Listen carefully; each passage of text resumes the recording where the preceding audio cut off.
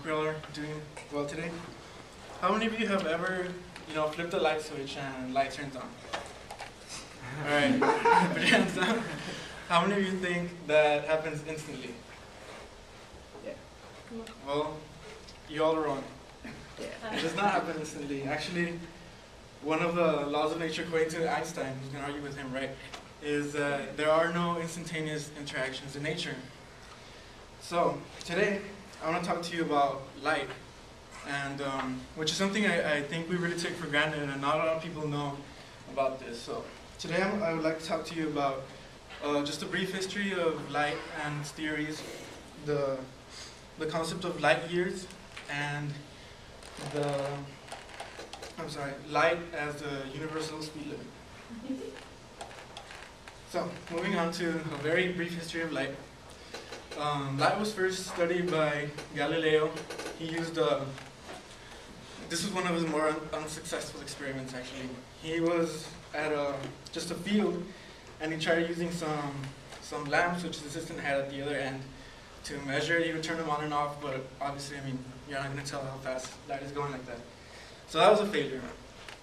The next guy who took a crack at theorizing about light was Isaac Newton. I'm sure you all know who he is. He's the one that created the 3 laws of motion. Well, he didn't create them, but he wrote them down.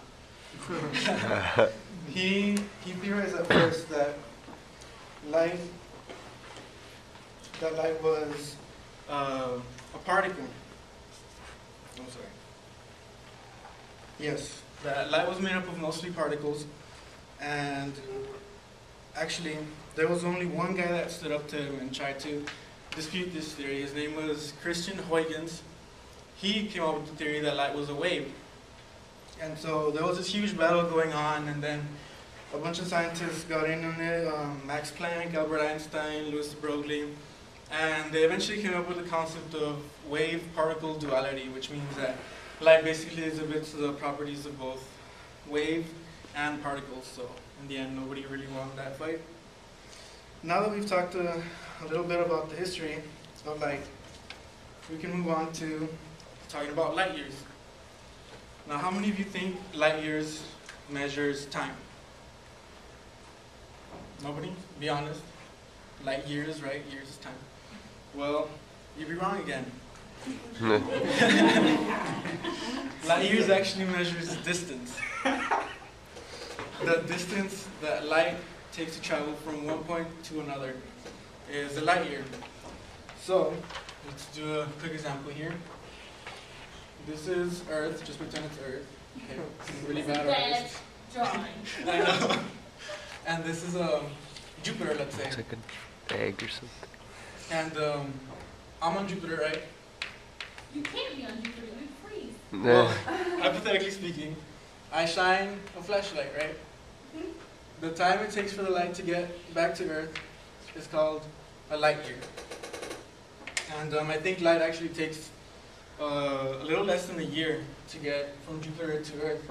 So if you look at Jupiter through a telescope, you're actually looking at how it was about a year ago, which there could be, I don't know, some aliens on there by now. Okay, so now that we've discussed the concept of light years, we'll see how light is actually the universal speed limit. It might surprise you to know that nothing can travel faster than the speed of light. That's it. We can't make spaceships to travel faster than the speed of light.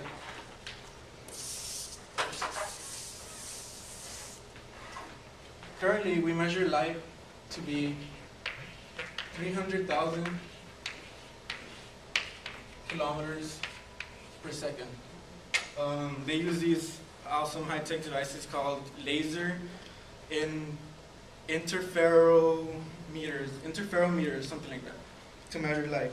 And the reason why, according to Einstein, the reason why nothing can exceed the speed of light is because as objects get closer to the speed of light, they actually gain mass, and as they speed up, it requires energy.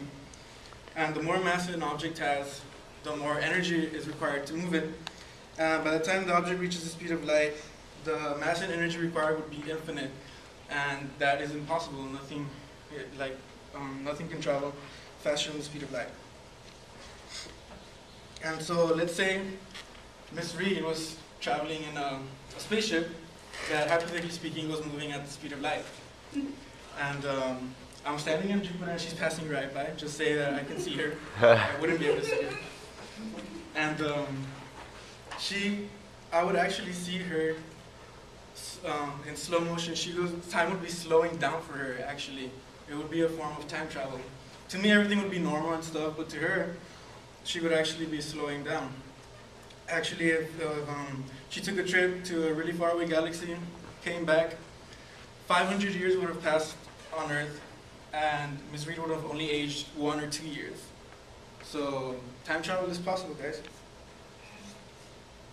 And in conclusion, I hope that you all have learned something today that you didn't know before.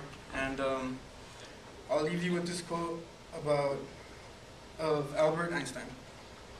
Any intelligent fool can make things bigger and more complex, but it takes a touch of genius and a lot of courage to move in the opposite direction. Thank you.